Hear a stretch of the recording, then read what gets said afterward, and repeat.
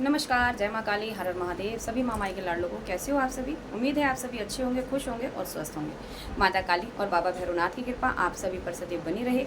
माँ आप सभी के अंदर के भंडारे भरती रहे। आज के वीडियो में हम बात करने वाले हैं अरदास के बारे में। काफ़ी बच्चे कमेंट करके पूछते हैं, लाइव में ही पूछते हैं, दीदी हमें नहीं पता अरदास कैसे लगाते हैं, अर्जी कैसे लगाई जाती है। तो आज के वीडियो में हम 2 प्रकार की अर्जी के बारे में बात करने वाले हैं। वीडियो को अंत तक पूरा देखिएगा, इसके बिल्कुल भी ना करें ताकि कोई भी महत्वपूर्ण पॉइंट आपसे छूट ना जाए। और इस प्रकार से यदि आप अर्जी लगाते तो 100% आपकी अर्जी स्वीकार होती है।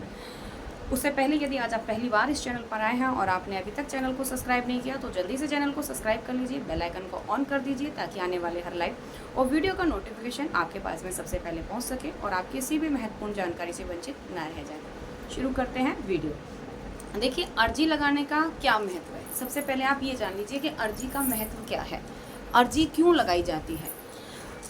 अरदास एक वो चीज़ होती है जो आपके और देवी देवताओं के बीच की एक बिचौलिया होती है, एक चिट्ठी होती है जिसको आप अपने देवी देवताओं के संपर्क में लाके अपने मन की मनोकामना, अपनी समस्याएं उनके सामने बोलते हैं और वो उसको सुनते हैं। लेकिन एक चीज़ ध्यान रखना, काफ़ी बच्चे ये बोलते हैं हमने अर्जी लगाई है, इतना समय हो गया, इतना समय हो गया, हमारी अर्जी स्वीकार नहीं हुई। अर्जी स्वीकार ना होने के रीज़न मन और छल और कपट और भाव ये हैं। यदि आपने मन से लगाई है, दिल से लगाई है, अर्जी का मतलब ये है कि आपने जो अरदास लगाई है अपने इष्ट के सामने, देवी के सामने, देवताओं के सामने, अपने कुल देवी देवताओं के सामने, अपने पितरों के सामने और अपने इष्ट के सामने, तो उसका रीज़न ये है कि आपको उनके ऊपर भरोसा है कि आपकी फरियाद उन तक पहुंच रही है और अब जो आपने अरदास उनके सामने जो चिट्ठी रखी है अपनी मनोकामना की, अपनी समस्या की, वो सुनेंगे, हर हाल में सुनेंगे, उनको सुनना ही होगा। ऐसे मन की भाव ऐसे होने चाहिए ना कि वो देखो भाव के तौर पर अरदास लगाई जाती है। अब मानकर चलिए अरदास आप हाथ में लेकर बैठे हैं और मन में आपके ये है पता नहीं अर्जी से जो हमने इतने सालों में काम नहीं कर पाया, वो एक छोटी सी नारियल की भेंट या एक सुपारी क्या कर लेगी। वो 11 रुपए की भेंट से क्या हो जाएगा जो लाखों करोड़ों रुपए खर्च करने से नहीं होता। सब कुछ होता है एक मन के भाव से, परमात्मा के सामने अपनी फरियाद रखने से सब संभव है। लेकिन मन का भाव अच्छा होना चाहिए, स्पष्ट होना चाहिए, फरियाद ऐसी होनी चाहिए कि हम दिल से लगा रहे हैं और वो हमारे परमात्मा सुन रहे हैं। उनके चरणों में हमारी अर्जी स्वीकार होगी, उन्होंने सुना है। आप जो बोल रहे हैं ना उस समय ऐसे बोलिए अपनी मन्नत को कि सामने सचमुच देवी बैठी है और आप उससे रो रो करके फरियाद कर रहे हैं और वो सुन रही है। जिस समय अरदास लगाए ना उस समय भाव अंदर से ऐसा आना चाहिए कि साक्षात देवी सामने बैठी है और आपके मन की बात सुन रही है। समझ गए? इस प्रकार से भाव आपका अंदर से होना चाहिए। अब ये नहीं है कि अरदास लगा रहे हैं, सुन रहे हैं, इधर सुन रहे हैं, उधर सुन रहे हैं और मन के अंदर एक वह कि पता नहीं होगा या नहीं होगा। अगर एक पॉइंट भी आपके मन में ये आ गया ना कि होगा या नहीं होगा, ना जाने होगा या नहीं होगा, तो नहीं होगा। ये ध्यान रखना। कोई असंभव से असंभव काम हो और परमात्मा के आगे अपने हृदय से आपने जो अर्जी लगा दी तो 100% स्वीकार होगी और काम होगा। क्योंकि देवी देवताओं ने तो मौत के मुंह से भी इंसान को बाहर खींच लिया है। एक अरदास पे, एक अर्जी में, एक उस फरियाद में इतनी पावर होती है। उस पावर को देखना है तो सिर्फ और सिर्फ भाव से, छल से नहीं, कपट से नहीं। छल और कपट वहां आ गया तो वो अरदास आपकी खंडित हो गई, वो कभी स्वीकार नहीं होगी और वो सारे जीवन आप रखे रहना। और दूसरा, यदि आपके मन में संतुष्टि है कि अब मेरा काम 100% होगा, अब ये देवी स्वीकार करेगी और माँ अब मैंने तेरे ही आगे छोड़ा है। अब इसमें चाहे आप माँ काली को लगा रहे हैं, हनुमान जी को लगा रहे हैं, भगवान शिव को लगा रहे हैं, अपने कुल देवी देवताओं को लगा रहे हैं, ठीक है। अपने इष्ट का नाम लीजिए और उनसे प्रार्थना करिए। उसमें अपने घर के कुल देवी देवताओं का भी नाम लीजिए, अपने पितरों का भी नाम लीजिए, उनसे प्रार्थना करिए कि जो हम अर्जी लगा रहे हैं कृपया करके ये अर्जी हमारे इष्ट तक पहुंचे। आप सभी की कृपा से ऐसी हमारे ऊपर कृपा करें, ये अर्जी हमारी स्वीकार हो। अब अर्जी में आपने क्या लेना है? अर्जी में आपने लेना है एक 1.25 मीटर लाल कपड़ा, एक 1.25 मीटर लाल कपड़ा लेना है, एक जटा वाला नारियल लेना है। जटा वाला नारियल की जगह आपका वो सूखा वाला नारियल भी चल सकता है। सवा मुट्ठी उसके अंदर आपने अक्षत रखने हैं और उनको हल्का सा हल्दी से पीला कर लेना है। उसमें आपने 2 सुपारी रखनी है, अपनी श्रद्धा अनुसार उसमें दक्षिणा रखनी है, 11, 21, 51 जो आपकी श्रद्धा हो वो रखनी है।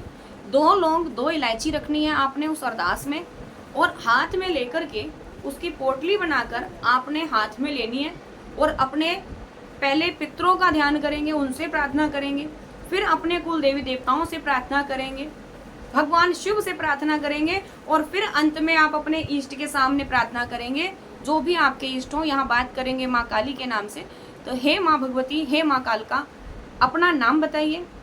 अगर महिला है, शादीशुदा है तो अपने पति का नाम बताइए, लड़की अनमैरिड है तो अपने पिताजी का नाम बताइए। यदि कोई मेल लगा रहा है इस अरदास को तो वो अपना नाम, अपने पिताजी का नाम बताएं, अपना कुल गोत्र बताएं, और फिर अपनी एक समस्या बोलें। ध्यान रखें, एक अर्जी में एक ही समस्या बोलें, लाइन ना लगाएं। गाड़ी, बंगला, घर, नौकरी नहीं, सिर्फ या तो गाड़ी मांगे, बंगला मांगे, या फिर नौकरी मांगे, या घर व्यापार मांगे। एक ही फरियाद लगानी है। या अपने शरीर से पीड़ित हैं तो अपनी समस्या बोले कि हमारे शरीर में जो भी कष्ट है कृपया करके इसे दूर करें और हम पर अपनी कृपा दृष्टि बनाएं। या हमारे व्यापार पर कोई बंधन है तो इस अर्जी को स्वीकार करें, कृपया दृष्टि बनाएं और हमारे व्यापार का बंधन खोलने में सहायता करें। उसमें अपने पितरों का भी ध्यान करना है आपने, और उस अरदास को आपने अपने मंदिर में रख देना है, जल का छींटा देना है, और वहाँ अपना घी तेल का दिया लगाना है। उस तेल में आपने 2 लौंग के जोड़े डाल देने हैं, और रोजाना सुबह शाम धूप दीप दिखाकर उस अरदास को आपने पूजना है और प्रार्थना करनी है डेली। जो भी आपने अरदास लगाते समय प्रार्थना करी थी वही बोलना है, और माँ भगवती के सामने अपने फरियाद रखनी है, प्रार्थना करनी है, ये अर्जी हमारी स्वीकार हो। एक ये हो गई। दूसरी अर्जी, काफ़ी बच्चे बोलते हैं हम इतनी सारा सामान अफोर्ड नहीं कर पाते हैं, हमारे पास नहीं हो पाता इतना, या हमें कोई नहीं ला के देता। तो आपने क्या करना है, एक लाल रंग का रुमाल ले लीजिए, 11 रुपए रख लीजिए, उसमें 2 सुपारी रख लीजिए, 2 लौंग, 2 इलायची, और थोड़े से अक्षत ले लीजिए। अगर है तो, नहीं है तो आप 11 रुपए 2 सुपारी भी मात्र रख सकते हैं। उसको आपने हाथ में लेना है। सेम प्रोसीजर जैसे अभी आपने बोला, अपना नाम, कुल गोत्र, घर का एड्रेस जरूर बताना है, क्योंकि देवी देवता अगर अपने किसी गणदूत को भेजेंगे आपकी अर्जी को पूरा करने के लिए तो किस एड्रेस पे भेजेंगे। अब बहुत से बच्चों के मन में ये सवाल आएगा, क्या वो तो देवी है, उनको नहीं पता एड्रेस? नहीं पता। आप भाव से लगाइए, आप श्रद्धा से लगाइए, मन से लगाइए, आत्मा से लगाइए, और अपने घर पे उनको बुलाइए कि ये मेरा घर है और आपका भी है, इस घर में विराजिए और मेरी इस अरदास को स्वीकार करिए। ऐसी प्रार्थना करते हुए आप उस अरदास को बांधकर सेम तरीके से उन्हीं के चरणों में रख दीजिए, गंगा जल का छींटा लगाइए, सुबह शाम धूप दीप दिखाइए और उनसे प्रार्थना करिए। यदि कोई मंत्र जप है आपके पास में, आपके गुरु द्वारा कोई मंत्र मिला है आपकी मन्नत पूरी करने के लिए, अरदास को लगाने के बाद क्या मंत्र वहाँ बोला जाता है, ये सारी जानकारी आपको आपके गुरु के माध्यम से मिल सकती है, या किसी ऐसे गुरु के संपर्क में जाएं जो आपको इसके बारे में जानकारी दे सके। ऐसे गुरु के संपर्क में जाकर के आप अपनी मन्नत मांगते हुए उस मंत्र को बोल सकते हैं। रोजाना 1 माला, 2 माला, 5 माला, जैसा आपका गुरु बता दे, या जिसके भी माध्यम से आप वो अरदास लगवा रहे हैं, अगर वो आपको कोई मंत्र बताते हैं तो, क्योंकि हम जो अरदास लगवाते हैं उसमें हम मंत्र भी बताते हैं साथ में कि आपने इस मंत्र का जाप करना है अपनी अरदास को पूरा करने के लिए। तो ये है नॉर्मल सी अरदास लगाने की साधारण सी विधि। इस विधि को मन और भाव से लगाइएगा, 100% मंजूर होगी और स्वीकार होगी आपकी, और मन्नत पूरी होगी। भाव अच्छे रखना बस। उम्मीद है अरदास की जानकारी आपको पसंद आई होगी। वीडियो पसंद आया तो इसको लाइक शेयर कर दीजिए, कमेंट में अपने सजेस्ट जरूर लिखिएगा। मिलते हैं आपसे नेक्स्ट वीडियो में ऐसी ही और अधिक जानकारियों के साथ। तब तक के लिए सभी को जय माँ कालका, हर हर महादेव, जय श्री राम।